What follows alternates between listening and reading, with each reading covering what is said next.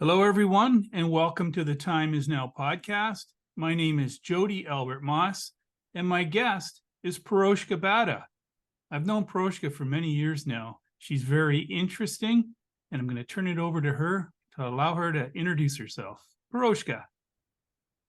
Hi, Jody. Nice to talk to you today. And Jody and I met in a meditation class, I believe, many, many years ago. And we did a lot of meditation in groups. So my name is Piroska Bata, and I'm actually an immigrant to Canada. I came here as a teenager from Eastern Central Europe, I guess. And about me is that I'm a registered nurse for the last 32 years, almost 33 years now. And most of my nursing was spent either in ICU, critical care, in neurotrauma, cardiac, burns. And then I was in management, and I was also faculty at a community college in nursing. So I was teaching nursing and international nurses. Throughout that time, I also became a therapeutic touch practitioner, Reiki master teacher, and I did practice those at the bedside and written policies, how to use complementary therapies in the hospital. Then I also became a black belt, like just for fun. But it's really important that being in a healing modality, also learning discipline and meditation so that you maintain that discipline, which martial arts certainly has provided. The other things that I have done is became a master practitioner in NLP, and I'm a licensed trainer, as well as a professional coach and a hypnotherapist. Now, you might wonder, why the heck is she doing all this stuff? Basically, what I realized was in nursing is that people come into the hospital, they're very sick. However, it can all be prevented, and some of it is physical, but also some of it is mental. And so I became more interested in the energy work around it, the words that we use, how we live our life, and how I can help people prevent getting sick, prevent illness, so that they can live a more full, optimized life. And because of all of this, I ended up doing a master's degree in counseling psychology. I'm just finishing that to become a therapist. And hopefully, once I'm all done, when I'm done, my interest is becoming a nature therapist, a horticultural therapist. So helping people reconnect with nature and using that as a healing modality with all the other modalities that a psychotherapist can use. So that's me in a nutshell. Currently, just before we go on with Jody, I have offices in Toronto, so on Bloor Street West. I used to be there for years, and now I'm going back there now that things are open, near Christie subway station. So it's used to be a Toronto Healing Arts Center. Now it's called Cedar Christie Wellness Center. So I'm starting there next week, and I'm also seeing clients in Hamilton. So if anyone wants Reiki treatment, hypnotherapy, professional coaching, NLP, and a combination of, I also do biogenesis and UN therapy, I am happy to see clients. And I believe Jody and I will provide people with contact information on how to connect with me. I am on all social media platforms, and it is my full name. So when you'll see my name right there on the corner, that is my full name. You can search me, and I'm on Facebook, LinkedIn, Twitter, Instagram, TikTok. I think that's it. So the bottom line is with this, what we're talking with Jody, is that it's about healing. And my passion is to help people heal and also live an optimal life. And sometimes it's easier, sometimes it's harder, but it's the words that we choose and how we look and step into the world, how well we can heal. Some people come to me and see me for 1 or 2 sessions, and they're good because whatever it was easily remedied. And some people, I need to see them for years. It depends. However, the intention is that I'm helping them be better and helping them find purpose and facilitating the process of healing in whichever way that they require it. Wonderful. What I like about you, Piroska, is you have the Western schooling, I guess you could call it, for the medical and university and all through that stage, but you also have the alternative. So you blend the energies. And I believe in our hospitals and our medical systems now, we're seeing more of that. I'm hearing more doctors who are mixing Western with Eastern, and I think it's waking up. Yeah, I agree. And it's been going on for a while. And actually, nurses were the ones that really brought this in, because In Ontario, nurses are allowed to practice complementary therapies. So nurses practice in hospitals, can practice Reiki, therapeutic touch. And I was introduced to therapeutic touch by one of my professors at McMaster University. She was doing research in it. So, I mean, this was already ingrained, but we didn't talk about it publicly out to the public. However, hospitals did allow us to practice and help clients, especially if you think about it. You know, you're giving all the medications you can for pain, for example. And then now, what else do you do? So one of the beautiful things that we were able to offer is offer something a little bit more, with is just not even touching the client and being able to help them get through a dressing change. So that's wonderful, because it's free in a sense that I'm doing it as a nurse. And on top of that, I'm not harming. So they're not adding any pharmaceuticals or any other aspects. I'm not touching. So the client is able to, you know, get through something. And for that reason, that was like a wonderful addition, as an addition to our skill set. And if you want to ask the hospitals, you can ask actually if they have anyone that practices, and they may find someone. Some of them actually still have policies, some don't. It depends. But definitely there is an integrative aspect to this. For example, years ago, University of Toronto, University Health Network, Toronto General, was doing research on homeopathic remedies pre-operatively for particular surgery, and see what that did. And they found that they found a positive effect post-operatively, their recovery time, and so on.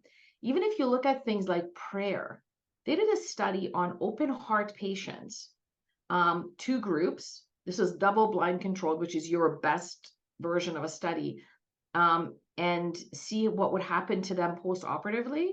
The group that was preyed on didn't have an infection, left the hospital sooner, and their overall experience of pain and the whole experience of having surgery, open heart surgery, was much better than the group that did not get any prayer. I mean, that's pretty cool. So there's a lot of research out there on this already. It's now time for us to integrate those. And I believe, like, if a nurse or a doctor, someone at the front line, if they're open to Reiki and other alternative treatments, that puts them in a different mindset. That changes the energy, and everything is different. I've heard stories of people that are not being healed. The doctor's trying whatever. He's tried multiple things. Bring in another doctor, same treatments, they're healed. So there's that mind link, there's that trust link.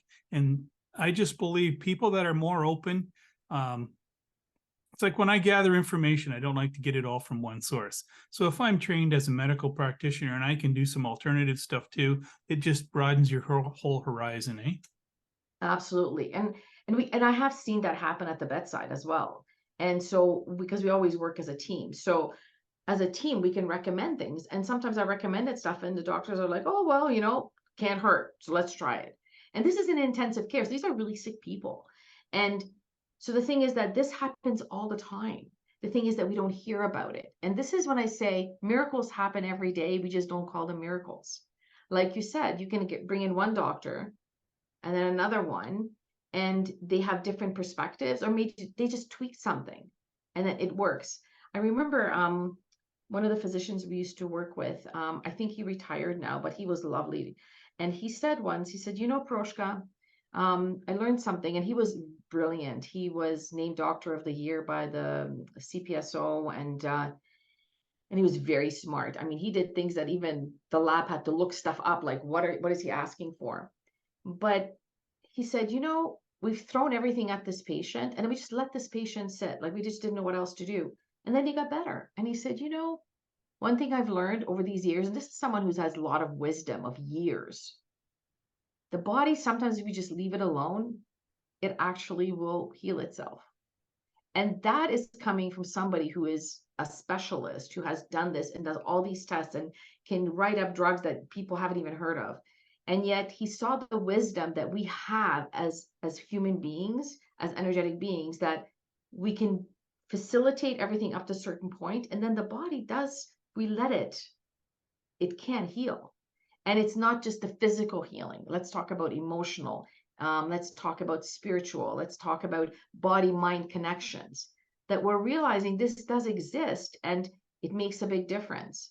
So I'm just thinking as I'm talking, I remember patients who would come in and I would encourage them to, families to talk if they were, asleep or they were in a coma, or bring in music to listen to, encourage them. And especially if there's a strong link. And you could see that some of the patients would do really well when they had a strong family connection, that they knew that someone was there and they were being encouraged. So whether it's energetic, whether it's just knowing that the family is there to support them, magic happens. And we are meant to connect with each other. We are human beings, and just like animals, we have that tendency to connect and also create communities. And that happens at a nuclear level, but also on a greater level. And we see it in healing, that when a village comes together, literally, they can actually heal each other and heal someone that's not feeling well. And they say illness starts in the energy. You've heard that? Yes, So absolutely. healing would start in the energy too, right? Words have power. Feelings have power. Um, as a hypnotherapist, when we look at certain things, and my teachers taught me some very interesting techniques, we're looking for something that's in a person, but it can be an energy, it can be a word, it can be a traumatic event. And it's very interesting that it all goes back to that it's an emotional state. And if you look at, for example, cancer, more and more specialists will say, oh, you had a traumatic event, or someone had a traumatic event. I know someone personally who they couldn't figure out why they had a particular cancer. There was no genetic link, there was nothing else. And they basically said to this person, you had a traumatic divorce. And that is the only explanation we have. So there is that recognition of stress, trauma can cause illness or can be a contributing factor to something happening in our energetic body that can go then inward. So if that happens, then we can also assist that person or facilitate, discover what that is, and then remove it, right? So there's Right. that power there. Roshka, and thoughts come to my mind, like when you're in the hospitals and you're front line, you're with the patients. How big a part did your intuition play? That's a very good question. A lot. And you will find nurses will say, I had a feeling, I had a gut feeling. I don't feel, you will go in a room, or when we worked in ICU, there are some open areas, and we'd say, I don't feel right about this. You'll even hear doctors say that, I don't know about this. I don't feel right. And it was a feeling that you would have. And then our science and our ability to assess, we would go, oh, that's what it is. So you would kind of look for it because you sense something is off. I remember when I first started nursing, there was a patient that I had that I had her for a few days, and then I came in to get report, and they gave me a certain type of report. And I thought, oh my God, like what's wrong with this lady? So when I walked into the room, I just saw her from the door, and they thought that she has a particular problem. She was having a massive heart attack. I looked at her and I yelled out to the door. I said, go get the doctor. She's not good.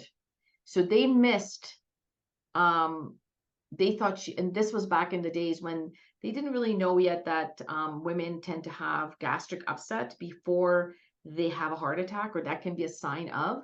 And so they were treating her for like with an antacid. And in the meantime, she was like not doing well at all. And she ended up having a massive heart attack. And the charges, I was a very young nurse. I just started nursing like a few months before that. And one of the senior nurses came up to me and said, that's a good nurse. You saw right away the difference. She says, that's the point. You can tell the difference from the day before that there's something really seriously wrong, that she just went, and she had no history of cardiac issues. It just happened to happen overnight. But that's the thing, is that intuitiveness, and also like seeing and acting on that. We teach this. We tell them, when you have a feeling about something, it's not right, it's usually not right. Yeah.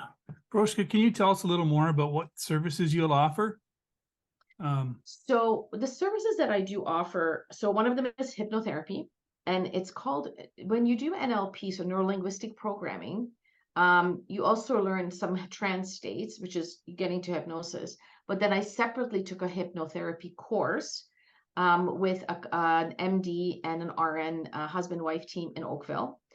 And so they taught me a particular type of hypnosis, and through the International Medical Dental and Dental and Medical Hypnosis Association, like their school is affiliated with them. And so I do that work. So I can do anything from addictions like smoke cessation, weight loss, but also some more deeper issues and even like fears and phobias. I also offer Reiki, which is an energy healing, considered an energy healing. And I also teach Reiki. Reiki is a treatment that I only touch the body very lightly. Takes about half an hour to an hour, depends on what's happening with the client.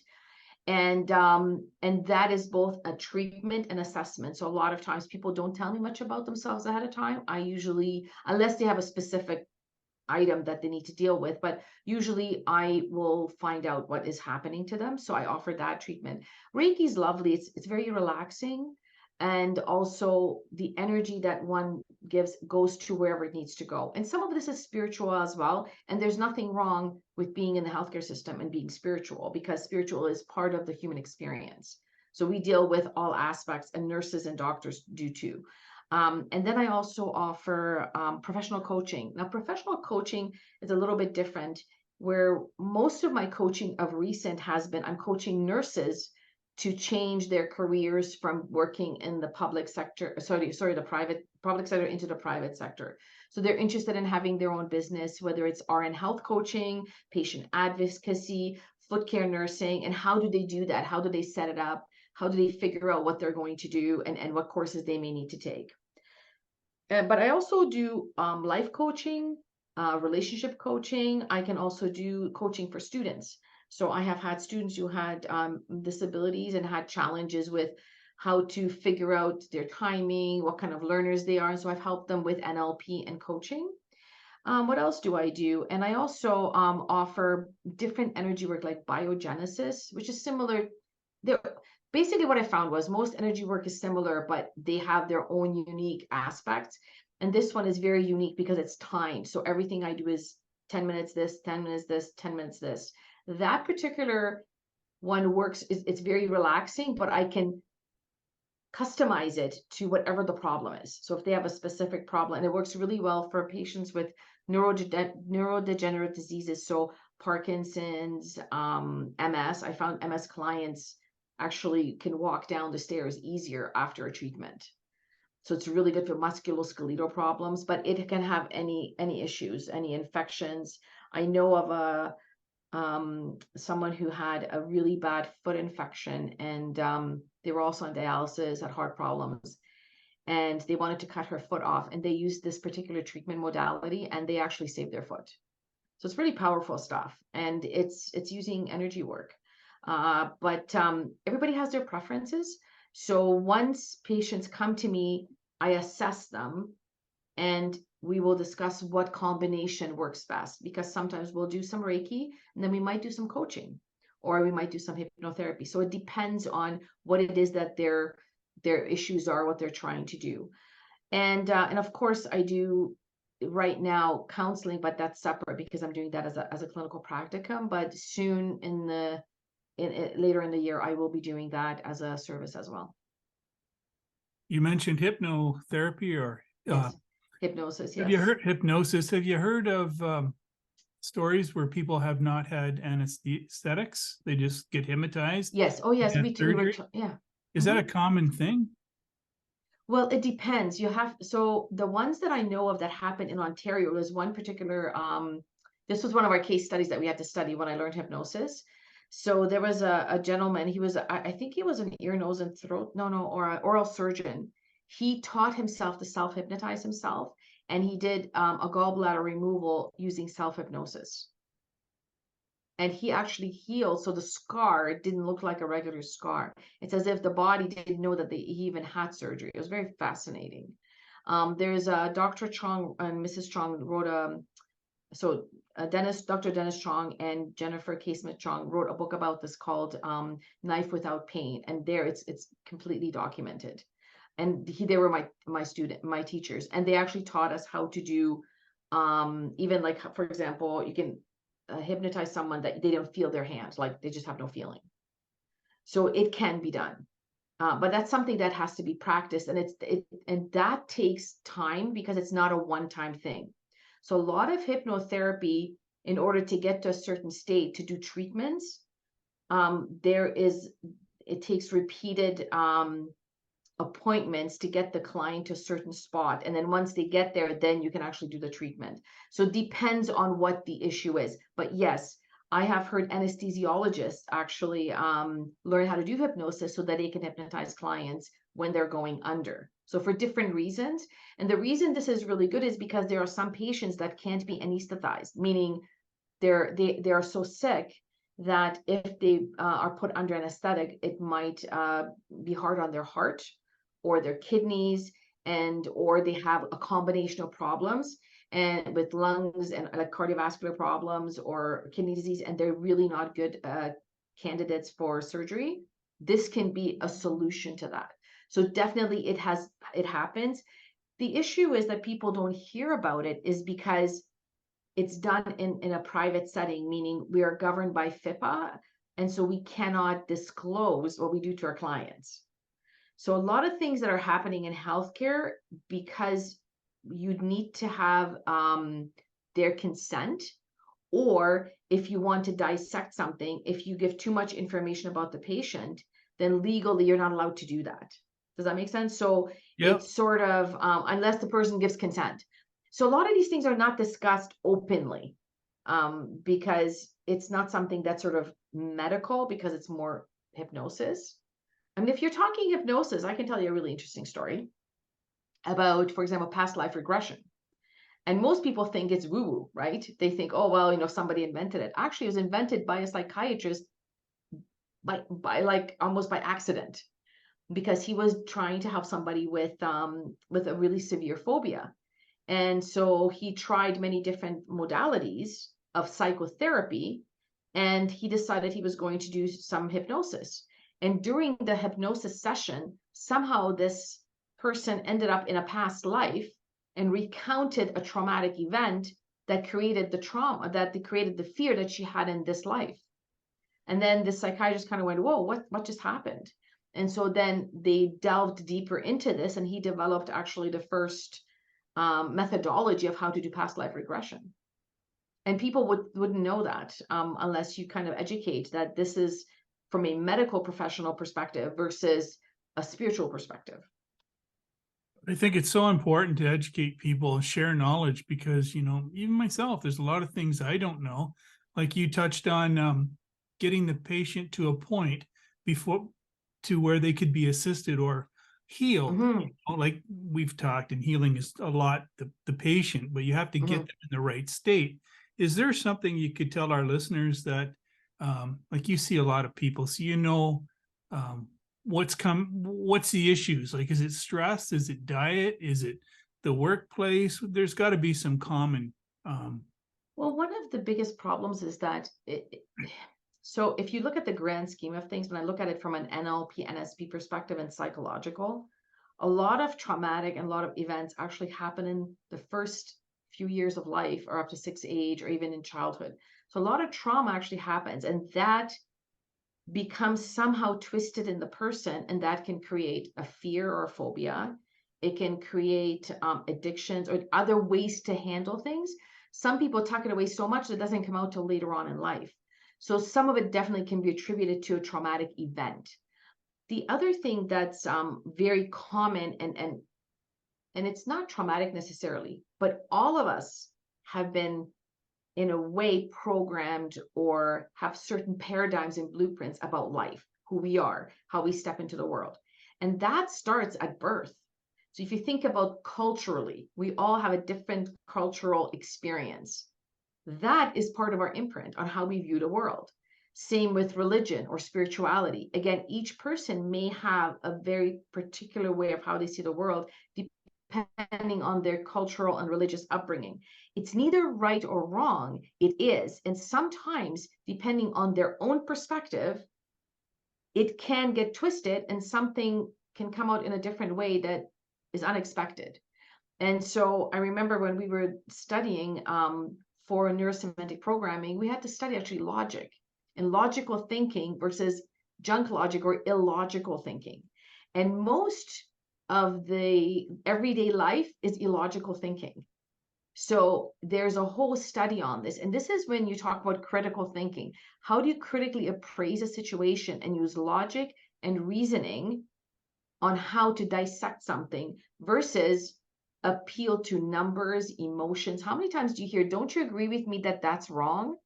That's an appeal to an emotional state or a stance.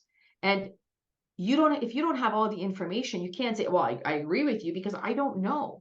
And the other problem is, and this is not a problem, but more how we view each other. Jody, you and I, we have some things that we agree on, but we both grew up in a very different background, very different life.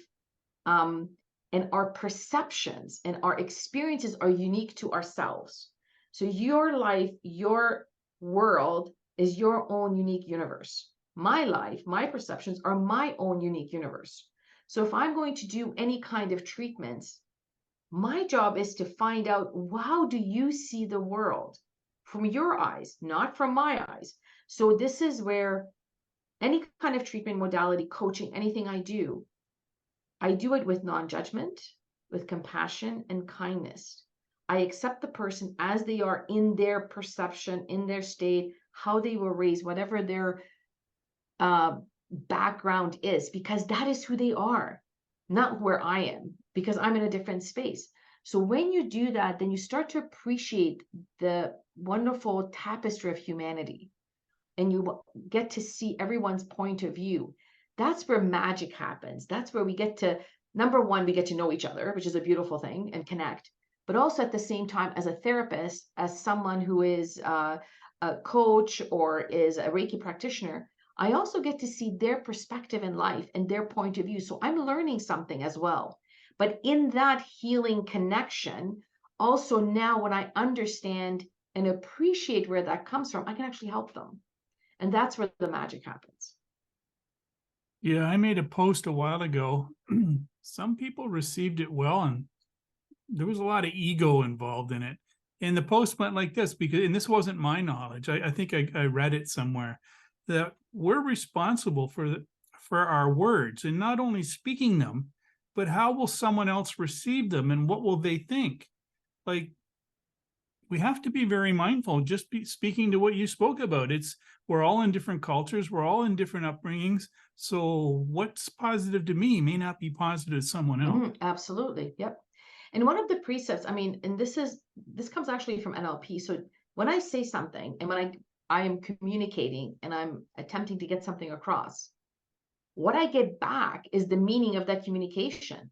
So if I did not or was not able to, or there was some kind of block, that the meaning of what I meant and what they received was different, that's my responsibility. Now I have to change it up and now look at it and go, okay, oh, that was not quite how it was. So now let's look at it. What was their filter in their head that switched it up? So now I'm going to change my words, my way of how I look at it, and change it again. So communication is extremely important, that we're clear and that we understand. And sometimes, and even with language barrier, for example, people speak different languages, and how they translate into English what they're saying, they go through a bunch of filters so that they're translating their words. Even how they call something. Let's say somebody comes from the UK, and one example was in nursing, they called things different things. Like a K basin was a receiver. In New Zealand, if you ask them for a boost, like to boost a patient, they would say, what boost do you want? Like, want to boost you up? Where there was a lift, right? So just words, simple words, had a different meaning even within that profession. And so we have to be really cognizant of that. And people get upset. Well, then we have to step back and go, okay, so you're upset. So let me think, how am I going to reword and configure what I'm doing so that they receive it in that way? And that may take some time. And that's why there's training for it. It's powerful.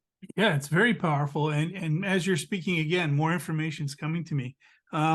Meditation is so important because it puts you in a state of mind. I mean, I have talked to people who are speaking a different language to me, and I get the pictures, and you can understand. So meditation helps to assist in that from both ends, from your end and from the patient's end, right? And meditation also brings you in a state of calmness. So when you're in the presence of someone that's calm and collected and can calmly manage themselves, because we're only in control of ourselves. I can't control you. I can only control my feelings and my feelings, emotions, and what I'm thinking in my head. So when I'm in a place where I'm okay, I know who I am and I can go into that state, like you said, and be present, it's very powerful because then you are okay, I'm present, I'm here. Because sometimes patients or clients can be very upset. So we can allow them to have their feelings and their emotional states, but that doesn't mean I have to pick that up. What I do is I hold space for them so that they can have their experience. And then now let's see what we can do. And I think that makes a big difference. And meditation really gives you that power of being present and understanding your own physiology, your own state of being present. Now, having said that, am I perfect in this? Absolutely not. It's always a work in progress. None of us are perfect. I have my moments too. And that's why it's a practice. It is something you practice every day. It's something that, and sometimes I don't practice it, sometimes I practice it, but I always have a moment every day where I connect and I have an intention for what that day will bring and how I connect with that day. And I think that's really important. So people can get upset, but also then I ask those people, do you meditate? Do you practice what you preach? Because in the end, it's all about, are you acting on what it is that you need to get done or what it is that you do? And I think that's really important. And some people don't. But here's the thing, I don't judge them. That's their process. We're all on a journey. So when somebody is on their own journey, I walk with them. They need help. We have that conversation, and then if they're ready to go, they go on their journey. But we cannot make someone fall in love with us. We cannot force someone to heal. There was a time in my life when I thought, oh, I'm just going to educate everybody. When I started coaching and do health coaching, and I forgot to mention that I do patient advocacy as well. That's another piece. But I kind of that I'm starting to do more in groups. But basically, I advocate for patients in the healthcare system how to navigate the system. And I've been doing this for a long time, part-time, on and off. And one of the things I thought in my youth and in my, really zealousness, I thought if I just educate people, they'll know what to do. Well, not necessarily. So that's why when I did that education piece and I realized, well, no, there's something, a missing piece. I kept learning more and more things because I realized that in order to educate, there's a way to educate and there's a way to help them move through the system or understand the information better, because sometimes they didn't. They received it, but the comprehension wasn't there. Not because they were not capable. It's everyone is programmed a little bit differently on how they see it. For example, let's take some countries, doctors are gods. I mean, they're gods. If I talk as a nurse, they look at me like I have two heads. Versus in some countries, nurses are very, well, it's not that they're not respected, but it depends on their level of education and what they're allowed to do. Where in some places, we are a team in the healthcare system. So depending on where you live and how you were raised, you will see who is the gatekeeper of the information. So nurses, at least, and I count myself as one, not just because a nurse, but on all the other things I do. I'm a facilitator and I do application. I'm not, most of us have the information. It's how you apply the information into someone's life. Again, they're unique, I'm unique. So I look at how is your day? How would this fit in your life? Because some people can't do certain things that they're being asked to do at home because it just doesn't fit in their life. So now let's look at it from the perspective of that client. I remember somebody was very sick and this person had an autoimmune disease and they needed to eat, and they called someone and said, I'm really hungry. Can you bring something? And at that point, that person asked that person, well, if you were home, because they were in a facility, they were being not at home. And I said, if you were at home and you had everything to prepare the meal, would you do it? And they said, no. They said, okay, good to know. Then I'm never going to ask you to do it yourself, because people will not, even especially when they're ill, they're not going to learn a new skill all of a sudden. It takes a lot. So you work with them as they are, in how they are. And that's really hard for most people to do because everybody wants to heal everybody and tell them, no, you should do this and then do this, and then everything's going to be fixed. They don't actually look at the holistically on what's happening with that person. And that's one of the things I think a lot of professionals make a mistake with. It's that holistic perspective. We're not just physical, we're not just mental, but we have spiritual, we have intellect, we have emotions. We also are social beings. So we have a social component to our living. We have a financial and security component to us too. This is the world we live in. We have an educational component. Different people have different educational levels. Doesn't make them any smarter or not smarter. It just is. If I'm talking to somebody that's a financial guru, they may not know a lot about healthcare or well-being or eating well. But if I'm talking to a physician, they may not be a financial guru, but they may know a little bit more about eating perhaps healthy. But if I talk to a dietitian, they sure as heck will know about healthy eating. So you have to talk to them in their language, the perspective that they're coming from, versus trying to fit everybody into the same pot, because we're not. And so that's what I do. And I think I do that quite well. And I allow patients to be who they are, or clients. Piroska, we're over our time. This has been great, but do you have any last words? Any thoughts you want to share with our listeners? And again, tell them how they can get a hold of you, and I'll put it in the link. But yeah, so I have a web. I'm on all social media, so you can get a hold of me in social media. And I do have a page on Facebook called Piroska Bata, and we can certainly link to that because that has a link to where my office is and also to my website. My website right now is under construction. I'm changing it over. So you can still go to the website, read about me. But the information now, I do have a phone number, so you can call that phone number, which is 647-801-4882. However, my email is, I'm not sure if it's still on the, I think it is on the Piroska Bata page. So you can reach me there. But I'm just under construction. I'm just switching things over. So if I don't respond right away, you can certainly leave me a message and then I'll get back to you. But the website will be the same website. So it's just going to change like today or tomorrow. It's switching over to a whole new look.